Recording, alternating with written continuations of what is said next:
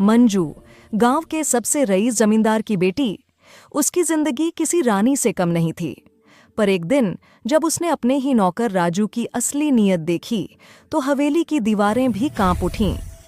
तो शुरुआत करते हैं और कहानी की ओर बढ़ते हैं। मंजू गांव के सबसे रईस जमींदार की एक इकलौती बेटी थी। शान और शौकत में पली बड़ी। बड़े से महल जैसे घर में हजारों नौकर चाकर उसकी सेवा में लगे हों। उसकी हर एक इच्छा मानो इस तरह से पूरी हो जाती जैसे कोई जादुई चीज उसके पास हो और आदेश देते ही अलादीन चिराग से बाहर निकालकर आदेश का इंतजार कर रहा हो। गांव के सभी लोग यह सोचकर परेशान रहते कि आखिर जमादार जी के पास इतनी पूंजी इतनी दौलत आई कहाँ से, है तो आखिर वह जमींदार ही। पर बात कुछ भी रही हो, जमादार जी ने अपनी इकलौती बेटी की परवरिश में किसी प्रकार की कोई कमी नहीं रहने दी।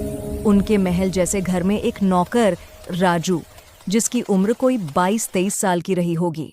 प्रिया जमींदार की बेटी का सबसे करीबी नौकर और उसका बॉडीगार्ड भी था। प्रिया दिखने में बहुत खूबसूरत थी। उसकी खूबसूरती के चर्चे आसपास के गांव तक फैले थे। जब भी प्रिया कहीं बाहर जाती तो अपने साथ राजू को लेकर जरूर जाती थी। उसे नहीं पता था कि राजू के मन में उसके प्रति क्या भावनाएं चल रही हैं।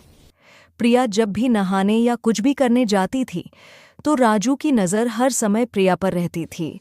इस बात को प्रिया भी भली भांति जान चुकी थी, इसीलिए अब उसने राजू से दूरियां बनाना ही उचित समझा। एक दिन प्रिया ने अपने पिताजी से राजू की शिकायत करी, उसकी हरकतों के बारे में बताया।